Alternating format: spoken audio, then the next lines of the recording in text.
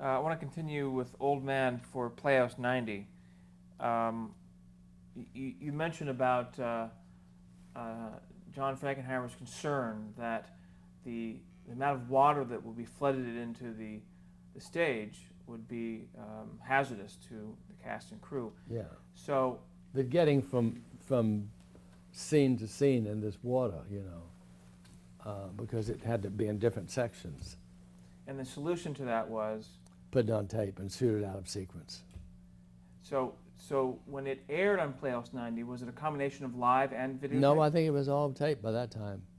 I could be wrong, but see, I'm not very smart about technical things often, but I think that was all tape by that time because I remember we shot it out of sequence. And were you there? Every minute. All rehearsals, all shooting. Fascinated. I love the company. Couldn't have gotten me away.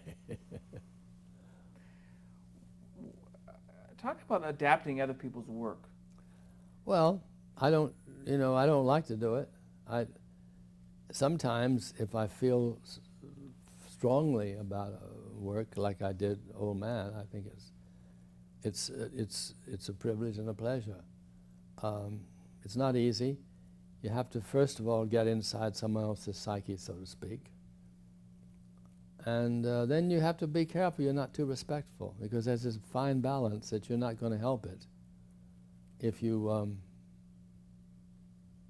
too reverential. You've got to somehow, there's a point where you have to say, well, now I have to take this over. This really is my work now in that sense, and go forward. But it's an interesting balance. I can't do it if I don't like the essential work. I have done it, but it's not been a happy time for me. I usually find something that fascinates me, that I don't feel that the original author has, that I would maybe put a little more emphasis on than he has. For instance, all of Geraldine's scenes, I added quite a lot of dialogue to them. Found imagery that Faulkner didn't use, but I thought without violating his style. And he was very pleased, I think, with the result. I never met him, I didn't want to, but I did 4 things of his. But he allowed me to share the theatrical copyright, which, in other words, you could do it, but you have to get my permission, his permission, to do my version, which is unheard of and the same with Tomorrow, which I later did. Why didn't you want to meet him?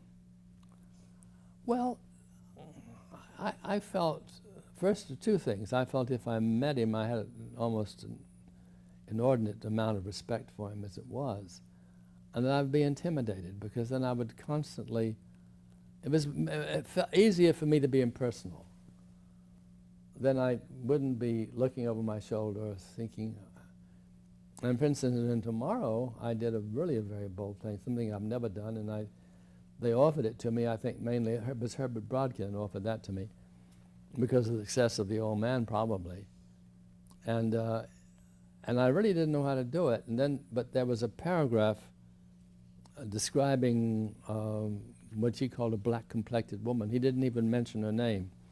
But the child she gives birth to kind of is the focal point of the story, and is the way that the narrative continues.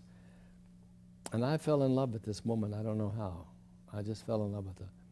I gave her a name. I called her Sarah Eubanks, and I made the whole first act about her relationship with Fentry, who was the part that finally Bob Duvall played.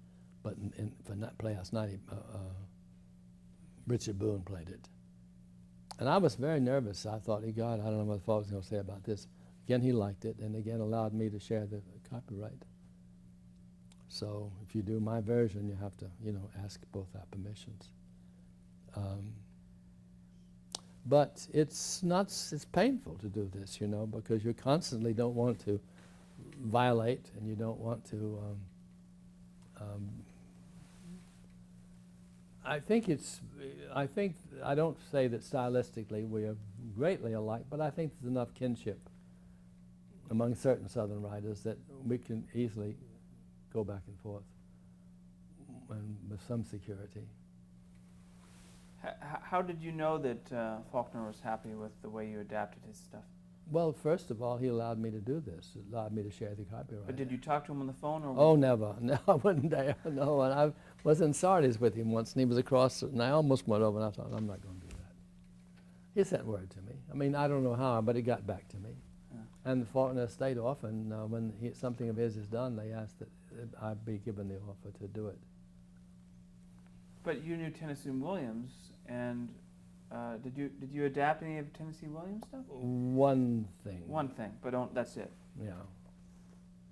And that wasn't, I didn't do a good job of that because it was something I don't think was adaptable. I started that with Fred, but I got fired in a genteel, nice way. You did?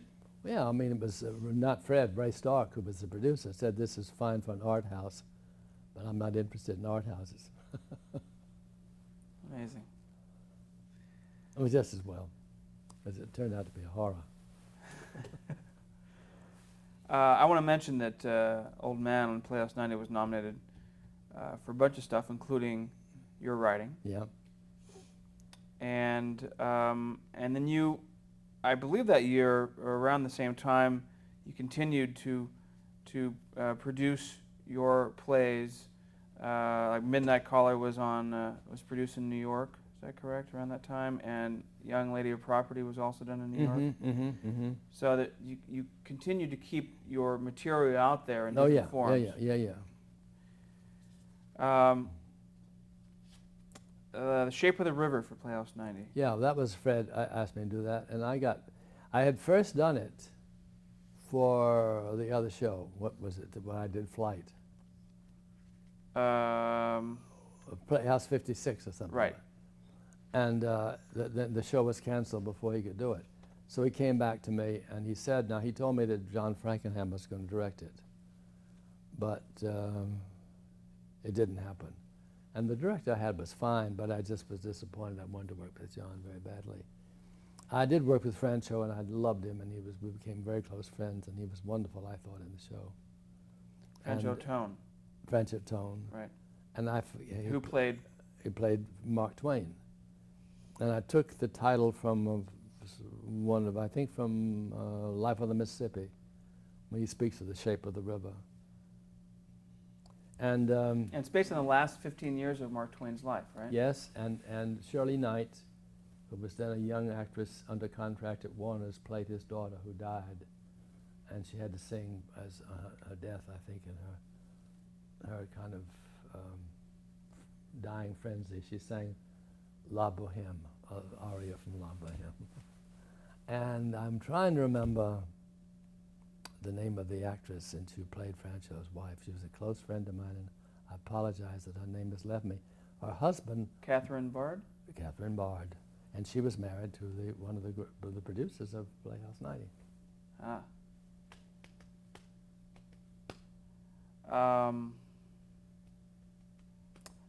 Let's see. Well, Playhouse 90 went off the air shortly after that, which really signaled the end of the golden age of television. Yeah, I guess. I always thought that was a little pretentious, the golden age of television, because a lot of it wasn't so golden. But there were some wonderful things done. And I think already that the vitality for the writer has gone, because Playhouse 90 tried to preserve it, but they went in a lot for adaptations and did very little original work. Why do you think that was? I think it's because of marketing, because again, they also had had a whole thing of using movie stars in the twilight of their careers. So the whole kind of emphasis began away from the writer towards like a name playwright or a name novelist or a name this or a name that. And, and in the supporting cast would be Charles Bickford, Beulah Bondi, all movie stars at one time and looking for other kind of work. Just a whole different atmosphere. It was still serious, and they did good work. I don't doubt that. But it wasn't like Fred's operation. And then Fred became a great Broadway producer, very successful, and began to go in different directions. And I think he resented not, I think he really loved it when he was kind of in charge and was creative in a sense, bringing creative writers in and, and creating projects. Another producer other than Fred Coe was David Seskind, who you had briefly mentioned earlier. And you Was he wrote... on Playhouse Night? I don't think so. No. I was just going to say, you also wrote for Dumont Show of the Month, The Night of the Storm. I was commissioned, and that was the time I did two things for him. But Night of the Storm, which is an interesting thing, is that, again, even one of those fabulous casts that are given to you, it was an original, and I wanted to call it Roots in a Parched Ground. And David was fine with David, but the sponsors felt it was, I don't know what they felt, depressing, I guess. And that Night of the Storm had much more sense of drama.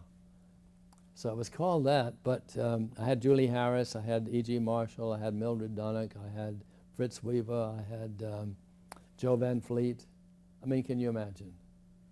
And I could just take it for granted, these all actors you work with every day.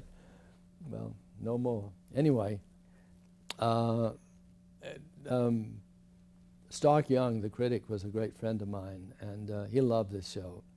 Matter of fact, when it was published, the last little thing he's ever written was a little preface to this. And he wanted me badly to do it rethink it as a play. And I often, took his advice, but I wasn't able to do it at the time. And then about 10 years later, when my mother and father passed on within a year, I went down to Texas to, do the things an older son does with the house. And I began to think what Stark said, and I began to think about it, and it became the basis of this cycle of 9 plays that I've done.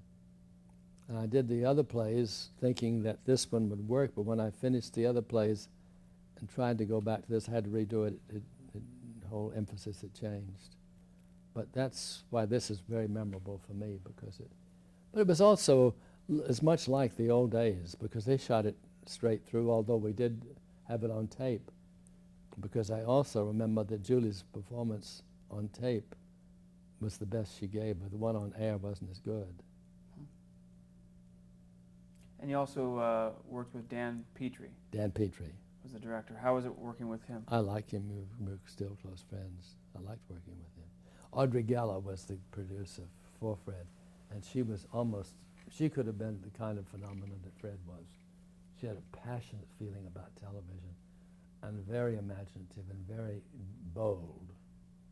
I don't think David wanted to do this play, but Audrey just practically insisted on it. David was interesting, but he brought a whole new... It was interesting because, Fred really brought David along. And I think he was Fred's agent, wasn't he? I'm not sure about the relationship at the beginning. Suskind, I think, he was manager. Manager. Right. And then slowly he began to supplant Fred. And so towards the end, he had more power in television than Fred did,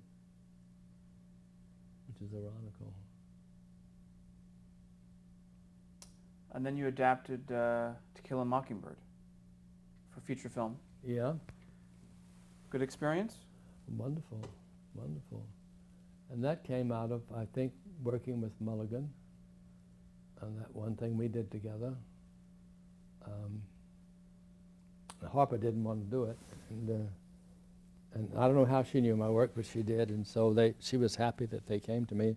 We had to meet, and we met, and the thing again about all these things tying up, but that in the meantime, Duvall had done Midnight Caller at the neighborhood playhouse, and Mulligan was in town, and my wife, Mulligan, and Kim Stanley, Sandy Meisner said to me, "You better get over and see this young man. He's a wonderful actor." So we all went over to see him, and he just took the top of our heads off. And he played an alcoholic, and Sandy said, "The remarkable thing, he doesn't smoke or drink." And I said, "Well, how did he get this behavior?" Well, he went to the Bowery and he studied people, and he found this behavior. So when we were casting Mockingbird, they couldn't find a Boo Radley. And my wife remembered, and she reminded me, and I called Bob because he'd seen him, and he hired him right away. And that started his career. Robert Duvall. Robert Duvall. Duval. Duval. And that film continues to be Yeah, well 37 years now. what. Well, that brings up a good question. How important is casting, do you think? Well, it's a collaborative medium, you know, and I think it's a very, I mean, I think everything's important. I'm not, you know, I don't believe in these wars that take place between writers and directors and producers, and I think you have to, as a writer, have to have a point of view, and you have to, you know, be able to defend yourself. And I'm never, I couldn't work with actors that want to rewrite my plays. I just couldn't work with them. And I just have to excuse myself and go home. And I certainly could never say to an actor, this is the way to do this. I just don't believe in it. I mean, I've seen Bountiful done by 3 wonderful actresses, and they're all very different, and they're all, as far as I'm concerned, very legitimate, and I've learned from each. If you're involved in, say, either a television show or a movie, we can isolate it to a show or theater, let's say, and you've seen the rehearsal of an actor reading your words, when the show is aired or the curtain goes up on opening night, what goes through your mind as you're watching these actors? Does it change? What kind of feeling is it? Well, you have to release it. I mean, it's essentially takes a different dimension in the sense that you have to welcome that. I mean, I mentioned Gish and Jolene Page and Ellen Burstyn, who was the third person. Many people have done Bountiful, but these are 3 stars that have done it. And you just have to welcome it. I mean, if you're smart, you'll learn. I mean, I couldn't ask Jolene to play it like Lillian Gish did because it'd be impossible, or like Ellen Burstyn did. But I have to realize that, well, I mean, this is a little immodest, and I certainly don't mean to compare it, but it's like asking Gail Good and Morris Evans to play Hamlet the same way. They just can't do it. But there is the basic thing there, and you welcome the virtuosity and the whatever personal qualities they find to bring to it. As you're watching a performance by an actor in one of your plays, do you find yourself getting involved in the story and the characters, or do you stand back and analyze it as the written words? I'm very subjective. I usually get involved with them and try to see what they're doing, and I'm sympathetic. If I feel that there are certain things they're misinterpreting, I never speak to the actors. I go to the director. I've directed a lot myself, and that's a different ball game. But if I'm part of the team, so to speak, but the director, I just know a lot of writers go direct to the actors, and I don't think that's correct. I think it's confusing. If an actor would come to me, I usually will say, well, let me think about it, and I'll talk it over with the director, and I'll let the director answer the question. Sometimes I know the actor very well, and I know that they won't misunderstand. I'll give them a direct answer. Well, we haven't really talked about your directing. Do you enjoy directing? It depends. I wouldn't want to direct everything I've written. I'm never really, once in a while I've directed other works. I don't really not interested too much in that. There's certain things in mine I love doing. Yes, I do. And this fall I may direct a play of my daughter's with Daisy, who's a play we hope to do on off-Broadway this fall or spring, and with Hallie playing the lead. So that would be a first time I've ever done anybody else. Well, I've done early on. I've done other people's work, but like Glass Menagerie and things like that. So your daughter is a writer? Mm-hmm. Just a playwright, or does? Playwright. She would do a screenplay if you ask her to. So she's following your footsteps. I think so. A variation of it anyway. Dumont Show of the Month on 64 called Gambling Heart. Any thoughts on that? Yeah, as a matter of fact, I just sent from my archives and got that back because I never felt I didn't think the production was correct for that. I just felt it was, again, it was an area that I don't go in often. It's a satire about greed. And I felt it was, in television, a little too pushed, a little too almost caricatured. And I'm thinking about, after all these years, maybe trying it again in a different form, as a play, a regular play, you know, how you describe a play that's not a television play. Do you think it's a benefit for a writer to return to his or her material? I mean, I can't say it's a benefit or not. It's something I do. I mean, when I had the season done at the Signature, they wanted at least one play that had never been done anywhere, a premiere. And so that was the last play, and I hadn't been able to think of it. And I remembered that when I was living in New Hampshire, I'd worked on this thing, and I'd gotten about 18 pages of it, and I couldn't finish it. But for some reason, I kept thinking about it, so I sent for it out of my archives again, and I read it, and I said, I like it a lot, but I still don't know what to do with it. And I took a ride that day or the next day, and I went past a house that was all boarded up. And I thought, well, you know, that's the house I was writing about. And then 2 or 3 days later, I went to a breakfast at a relative of mine, a brunch really, and this lady came up to me, and gray-haired, wrinkles, and she said, "Do you remember me?" And I lied. I said, "Yes, I do," but I didn't remember at all. Unfortunately, some way she began to let me know her name. And I thought this was the girl I was writing about when she was 16. And whatever process happens, it just opened the door, and I went home and finished the play. So the only thing I would tell playwrights, one is that train your ear as well as you can, and never throw a scrap of anything away, because you never know who's going to use it. Other writers, I don't know if they do that or not. But it hasn't happened to me often, but once in a while it does. And then, of course, since I often rework my material for another medium, you know, that's revisiting too, in a way. I mean, when I'd done Bountiful 3 times, you see, in 2 different ways, and then when I did it as a film, I suddenly realized it was the first time I could really take the trip. Because in television those days you couldn't do it, you know, you had to confine yourself to locations. And in the theater we certainly couldn't do it.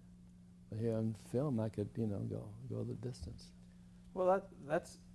I think you have to be careful, though, and I tell young writers this, at least if you want my opinion, that you don't turn it into a travelogue. Because the first time you think, oh, the freedom I have, I can do this and do it, and suddenly you're dispersing everything so that you lose the focus and the thrust. So do you enjoy the benefits that a film can bring a piece of material? Well, you know, I'm often asked, what do I prefer? And there was a time I would have told you that I preferred the theater. Right now, I'd hate to give either up. I wouldn't really want to give up. My inclination, my natural bent is to write a play. I've only written 2 really originals. That's Alone that Hume did. I did that original. And then Tender Mercies. The rest have been adapting things that I've written for theater. What about The Chase? How did you like that experience once that was... I felt just like the mother of Moses watching the queen take the baby and go away with it. It was terrible. Because Miss Hellman, you know, I have respect for her, but she was, said quite openly she was using it as a departure. And she totally departed, totally. And you mentioned earlier about Sam Spiegel as well. Yeah. As a director. But not a director, he was the producer. I'm sorry. It was Arthur Penn directed it, and I don't think it was a very good job for Arthur. I think he fell into all the cliches and traps of melodrama.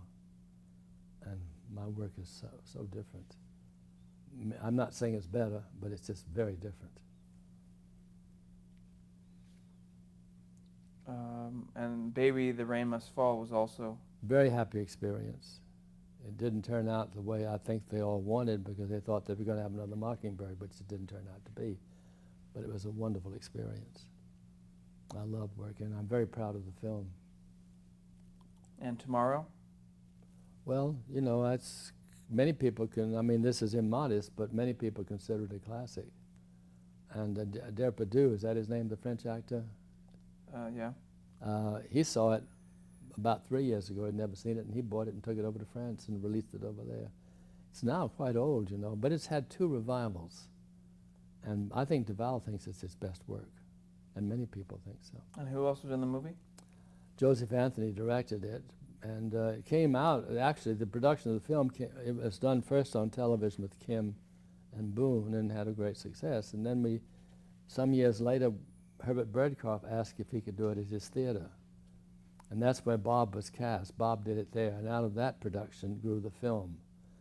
But they didn't feel Herbert, although I thought it was a great injustice, had enough experience, and so they asked Joe Anthony, who was a friend of mine, and I think he did a wonderful job. But he essentially used the acting patterns that Herbert had used. And we did it for $500,000, which was the first time I'd ever done an independent film. And I was in the editing room. It changed my whole idea about filmmaking, because I was in the editing room. I was on the set all the time. And it was a wonderful experience. Certainly, film seems more collaborative than maybe the theater. No, No? can't be. No, that's a misnomer if people think that.